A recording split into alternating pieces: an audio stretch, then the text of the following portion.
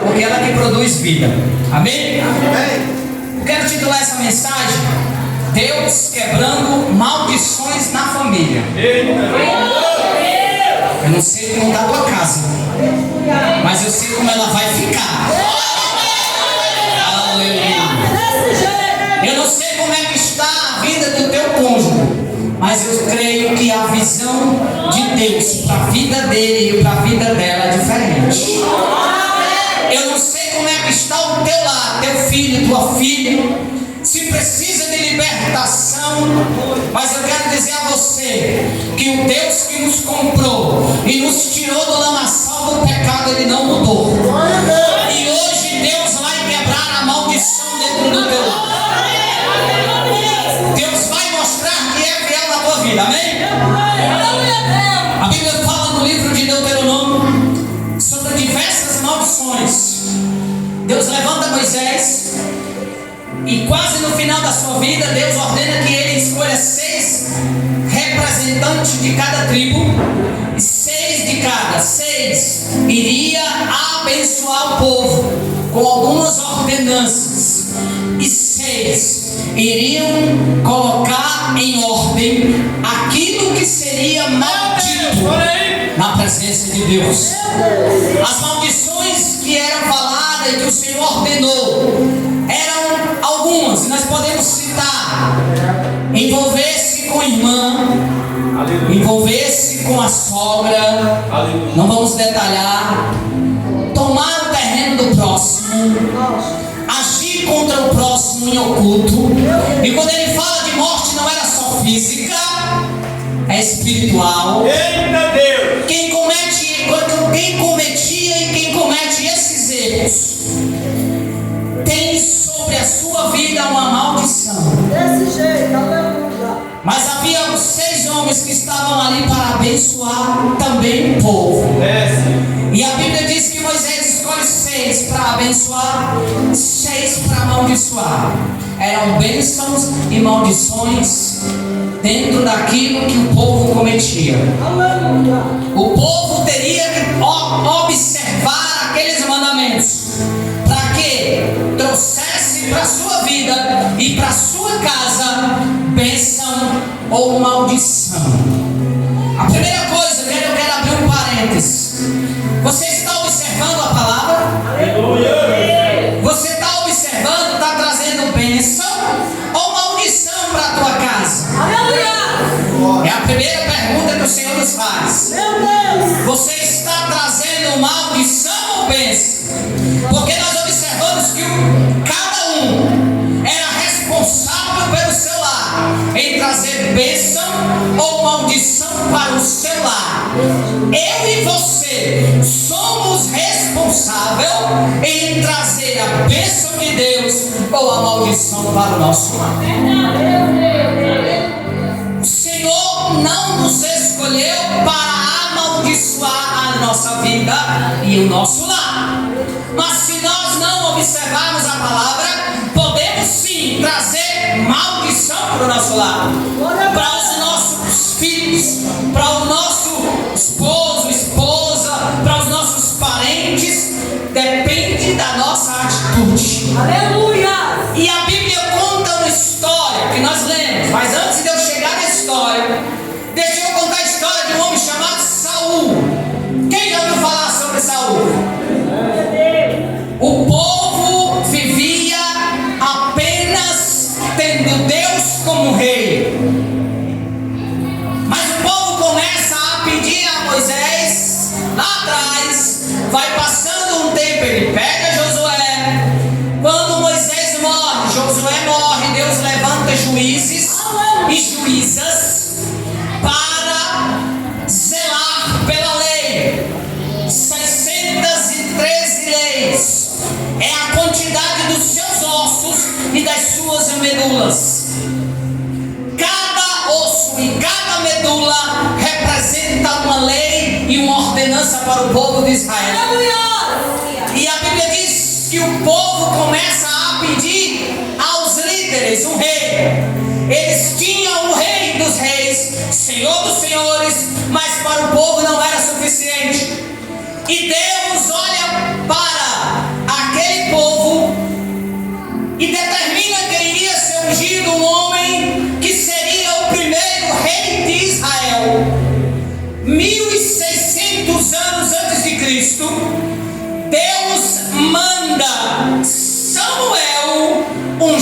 Saul Eita como Deus. rei. Glória. E havia uma ordenança de Deus para a vida do rei. Ele teria que primeiro pedir a Deus sabedoria. Ele teria que pedir a Deus sabedoria para julgar as causas do povo. Ele teria que ter a presença de Deus na sua vida. Ele teria que ter a presença do Altíssimo sobre sua vida e sobre sua casa. Não adiantava nada ele ter a presença de Deus se os seus filhos não temiam a Deus. Não adiantava nada aquele rei conhecer as leis, cumprir apenas uma parte. Não, ele precisava ser fiel a Deus em todos os mandamentos, e ele era o representante de Deus junto ao povo. Eita Deus. Antes tinham os sacerdotes, depois os juízes, e agora Israel tinha um rei. Eita Deus. E o nome desse rei era Saul, o primeiro rei de Israel. Só que Saul, ele começou a desandar e começou a desobedecer as ordens de Deus. Deus levanta Saul, e em meio a uma batalha com os filisteus, ele, com medo do povo sair de perto dele e ele perder a guerra, ele toma uma atitude que faz ele perder o reinado. O que ele faz? Ele apresenta um sacrifício a Deus. Rei não podia apresentar sacrifício a Deus. Havia alguém escolhido por Deus que tinha a autonomia e a liderança de apresentar sacrifício. Eram os levitas. Aleluia. E aquele rei, com medo de perder o povo, ele apresenta um sacrifício a Deus. A partir daquele momento, no capítulo 13, no verso 8, ele apresenta um sacrifício, e Deus envia Samuel e repreende ele e diz: olha, o senhor é rei, mas o senhor não pode apresentar sacrifício. Deus destitui Saul do reino, e a vida de Saul começa a andar para trás por causa da desobediência de Saul. E a Bíblia vai seguindo, Meu Deus, é e forte. vai contando a história no livro de 2 Samuel. Ele estava em guerra com os amalequitas. O profeta chega para ele e diz: olha, tu mata todos, não deixa vivo ninguém, até aqueles que mamam e os animais, você não deixa nenhum vivo. E o que foi que Saul fez? Saul, nesse momento, pastor, tinha perdido a visão espiritual. Quando ele desobedece a visão espiritual de Deus, já havia perdido, ele já tinha perdido. O que ele faz? Ele vê que o reino amalequita tinha muitos bens, muitos animais, e o que ele faz? Ele poupa a vida do principal líder dos amalequitas. Ele deixa vivo o rei dos amalequitas. Ele achava que Deus não estava vendo, mas o nosso Deus vê tudo, irmãos. Ele sabe o que você está pensando agora. Ele sabe o que você tem passado. Ele vê tudo. E havia uma ordenança para que não sobrasse ninguém. O que o rei Saul faz? Esconde o rei dos amalequitas e mais algumas pessoas, animais. Deus não tinha mandado acabar com tudo. Ele desobedece a Deus mais uma vez, e aí o reinado dele começa a fracassar dia após dia, até que chega um dia em que Deus retira o Espírito Santo dele e permite que o espírito maligno o visitasse todos os dias para o atormentá-lo. E aí Deus começa a usar alguém para acalmar ao rei. Deus levanta um homem chamado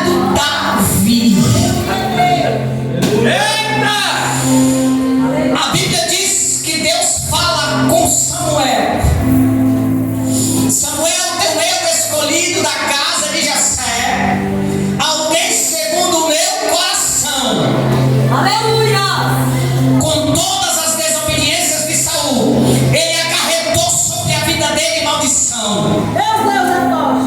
Ele trouxe para a casa dele, para os filhos, maldição. Desse jeito. Porque ele não foi fiel a Deus. E a Bíblia diz que numa guerra, o filho dele, chamado Jonas, morre na guerra.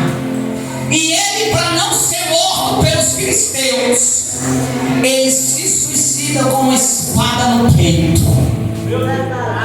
Olha o fim de alguém que não está na direção de Deus.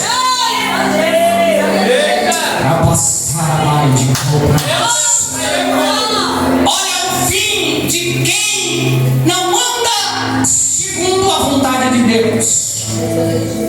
O Espírito Santo sai dele, Deus permite um espírito maligno, ele traz maldição para a casa dele. O filho que ele mais amava, Jonatas, todos os filhos deles morrem. Só que Jonatas, e aqui eu começo a pregar. É forte. Olha o relógio. Aqui eu começo a mensagem. Jonatas tinha um filho chamado Mefibosete. Aquele jovem, quando chega a notícia de que Saul e o seu pai havia morrido, Jonathan, a mulher que cuidava de Mefibosete se assusta, tem medo e derruba ele no chão. E sabe o que foi que aconteceu? Ele ficou aleijado dos dois pés. Quem era Mefibosete? Mefibosete, pela ordem ele seria o rei. Mas Deus já havia escolhido Davi, mas só para os irmãos entenderem, Davi primeiro reinou em Judá e depois em Israel. Mefibosete poderia ser o próximo rei de Judá. Só que o que acontece? A maldição estava na casa de Saul e as consequências refletiam no seu filho. E ele perde o direito de reinar. Porque, segundo a ordenança, para ser rei precisava ser perfeito fisicamente. Quem sabe a mãe daquele menino, até o dia em que ele cai, planejava algo para sua vida. Quem sabe ele olhava para ele e já ouvia ser o rei de Judá e até de todo Israel. Quem sabe a sua mãe olhava para aquele menino e via o espelho do avô e do pai. Aleluia, Deus. Só que a maldição estava sobre a casa de Saul. E existem maldições que se estendem na primeira, segunda, terceira e quarta geração. E a Bíblia diz que aquele menino foi enviado para uma cidade. Primeiro, o nome Mefibosete significa aleijado dos dois pés. A maioria das pessoas recebiam um nome referente àquilo que vivia ou que ele era. E aquele menino recebe aquele nome de Mefibosete, aleijado dos dois pés. E ele é mandado para onde? Para uma cidade chamada Lodebar. Sabe o que era Lodebar? Sabe por que ele foi para lá? Lodebar significa cidade do esquecimento. Aleluia, Deus. Você está em Lodebar? Aleluia. Será que você está vivendo em Lodebar nesses últimos dias? Será que você está vivendo no esquecimento? Alguém olha para você e não dá nada? Alguém olha para você, essa daí não prega, não louva, não profetiza, essa daí não vai dar para nada, essa daí vai para a igreja, mas lá não faz nada e não serve de nada. Eu quero dizer a você que você está na cidade do esquecimento, mas existe um prazo determinado para Deus A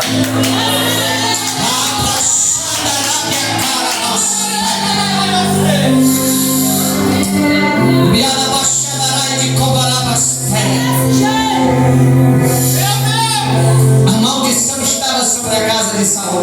Aleluia, meu. Aquele menino é enviado para Lodebar, cidade do esquecimento. Segundo os historiadores, naquela cidade só havia pobres e doentes. Eles realmente eram esquecidos. Ninguém passava perto de Lodebar. Ninguém queria contato com quem estava naquela cidade. A sociedade da época, principalmente aqueles que conheciam a lei judaica e a lei da época, às vezes olhavam para Lodebar e passava direto. Não tinha ninguém que olhasse para Lodebar. Não tinha ninguém que olhasse para a cidade dos esquecidos. Mas aí o que acontece? Passando o tempo, ele vai morar na casa, certo, de Maqui. E Maqui sustentava Mefibosete, ajudava ele no que podia. Só, irmãos, que havia uma aliança entre Davi e Jonathan. E o diabo diz aí no mundo que essa amizade era homossexual. Está repreendido isso aí, irmãos. Eu já vi pessoas falando que Jonathan e Davi tiveram um caso amoroso para dar base e a sustentação à doutrina homossexual. Mas eu quero dizer a você que a Bíblia não fala isso e eu creio que não aconteceu. Eles eram amigos, eles eram irmãos. O pai de Jonathan perseguia Davi e de muitas vezes Jonatas escondeu Davi para ele não ser morto. E eles fazem uma aliança. A aliança era que ele seria fiel a Jonathan e a sua descendência até a morte. Aleluia. E um dia, irmãos, olha Deus agindo aí, ó. Um dia, a Bíblia diz que Davi chama um homem chamado Ziba. E ele olha para aquele homem e diz assim, olha onde nós lemos. E disse o rei: não há alguém ou algum da casa de Saul que eu use com ele de benevolência ou beneficência. E aí Ziba começa a pensar, deixa eu imaginar Ziba pensando: Jonathan está morto, seus filhos, a maioria morreu.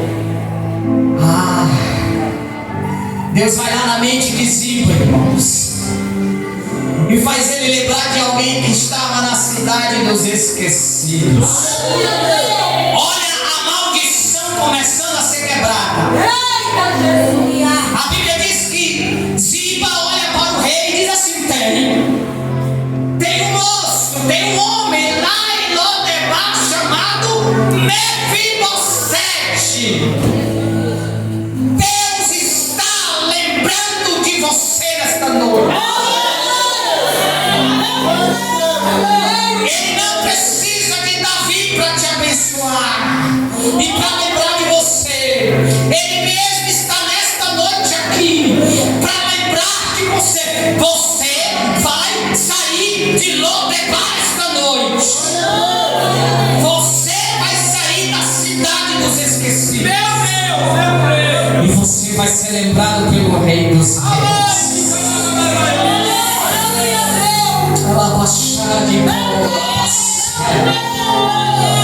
E a Bíblia diz que aquele rei manda ir buscar Mefibosete lá em Lodebar. Quando Mefibosete chega na presença do rei, o rei começa a conversar com ele. E a primeira coisa que o rei devolve àquele homem homem é a dignidade. Os sonhos daquele homem haviam sido esquecidos desde quando ele era pequeno. Ele não poderia ser rei, mas a Bíblia diz que Davi chama Ziba e diz assim: olha, a partir de hoje devolve tudo que é da família de Saul, todas as terras, devolve para ele, é dele. A maldição estava sendo quebrada naquela hora. Devolve porque é dele. Deixa eu só abrir um parênteses que o Senhor está me impressionando uma mensagem. O diabo pode ter te roubado a vida e as circunstâncias, podem ter te tirado muitas coisas, mas o Espírito Santo de Deus está lembrando das promessas, está avivando na tua mente as promessas. Enquanto cada uma das promessas não for cumprida, você não morre. Enquanto cada uma das promessas não for cumprida, o diabo não vai te tocar. Os planos são arquitetados, mas enquanto Deus não se mover no seu trono e derramar sobre sua vida a bênção, você não vai perecer. Como é que está o termômetro da tua fé esta noite? Será que alguém lançou uma palavra de maldição contra a tua vida? Eu quero dizer a você que não vai se estender nem para a primeira, nem para a segunda, nem para a terceira e nem para a quarta geração. Deus tem quebrado hoje toda a palavra de maldição contra a tua vida e contra o teu lar. E Ele tem restituído tudo aquilo que Ele te prometeu. Ele tem devolvido nesta noite para você os teus sonhos, os teus projetos. Pega hoje os teus projetos e coloca na mão de Deus. Ele vai transformar e Ele vai agir de uma maneira profunda. E a Bíblia diz, para nós concluirmos, que a hora não espera, a Bíblia diz que além de devolver tudo que era da família de Mefibosete, olha a promessa, o rei disse que a partir de hoje você vai comer na mesa do rei.